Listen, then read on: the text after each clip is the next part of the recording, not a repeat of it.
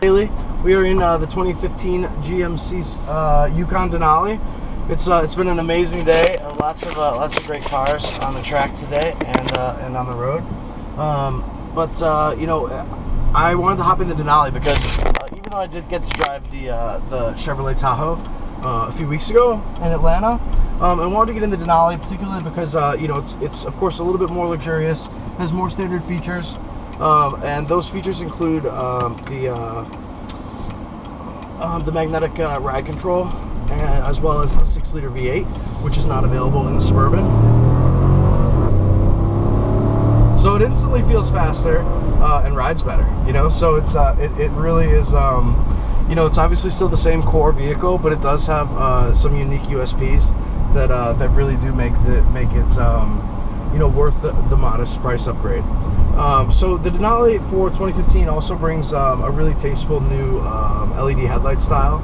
That's sort of like, I've been calling it like a socket wrench style. It looks like sort of like you could grab it with some kind of wrench, which is a nice, you know, it's a nice aesthetic, and I think that it's that it really sets the car apart, particularly versus the new Suburban, which has LEDs in the headlights, but they aren't as distinctive, and I don't think they're going to age as well as a more refined execution of like the LED DRL style.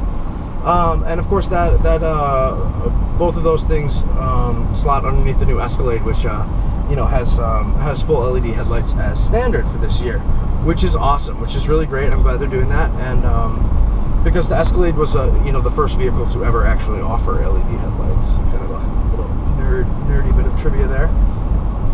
So we're riding around the 2015 Yukon Denali.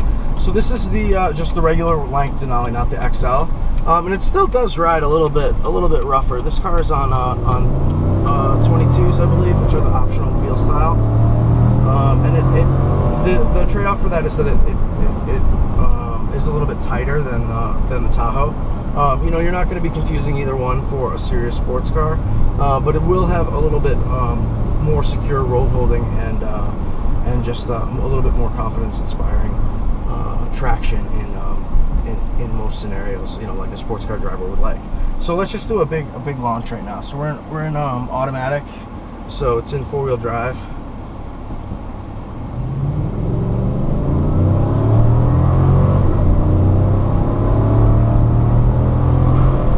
All right, cool. So that was 60. So that feels pretty good. So let's go to 2-wheel drive, and let's see if we can find the traction control here really quickly. It feels, you know, it feels quicker. I would definitely say that it feels quicker than the equivalent Tahoe, which comes with the 5.3-liter V8. They're both very, very powerful engines. You know, when it has its traction and stability control on, it won't let you really do like a brake torque launch, but it does.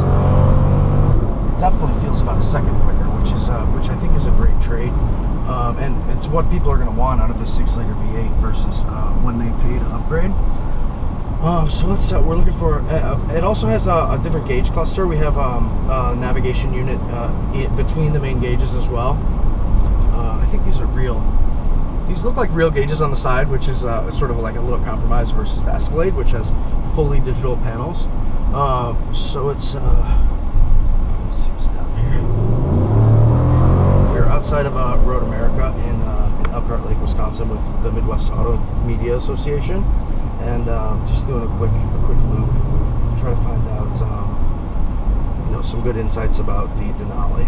So overall, the leather feels a little better, which is not very surprising. You know, for the upgrade, it's one of the things that you're going to really notice if you were comparing this car versus like a Range Rover.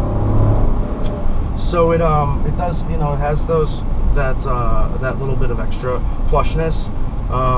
But the Tahoe itself didn't feel too shabby, particularly because it's also extremely loaded this year. You know, these days with like the LTZ pack, it really is a pretty posh machine. So it's good to get. You know, the Denali is great. It's, you know, it's about a $5,000 premium versus the versus both the Tahoe and like the regular Yukon, which comes in you know, just SLE and SLT grades, which are all pretty loaded. I actually strongly prefer the SLT and maybe the SL. I don't know, one of the, you know, as much as I like the Denali badge and I like sort of like what it offers, I'm more interested. I'm not really a huge fan of the big chrome grille on any car these days. So it's so my preference might be for the regular, sort of like one of the other Yukons that you can also load up to the gills with like almost every level of Denali equipment, except for like a couple bits of aesthetic stuff. But you know, it's your call. It's definitely your choice. I think it's a very posh machine, particularly versus the Tahoe, which you know, which as good as it is, it's very popular with law enforcement and government agencies at this point, which is like not that. I mean, those guys are awesome, but like it just sort of like cheapens the overall vehicle desirability index because they're so common on the roads. So the Denali, of course, will also be very popular, but it does have a little bit of extra cachet and a little bit more going for it in that regard. Truck drives well. It feels really high off the ground, which is probably just because I've been driving a bunch of sports cars today. See, but the seat definitely lowers right down. The driving position is vastly improved. The front cabin has 2 extra inches of legroom in all the 2015 trucks from General Motors, which was not really necessary, but is certainly welcome. And the second row seat has a little bit of extra too. The third row is like not actually is like down like a quarter of an inch or something, but something really minor. But yeah, so those are some of the key benefits, and it's of course still like a big gurgling V8. The 6-liter sounds even more enthusiastic than the 5.3 in that regard. So it's a really fun one, and definitely worth.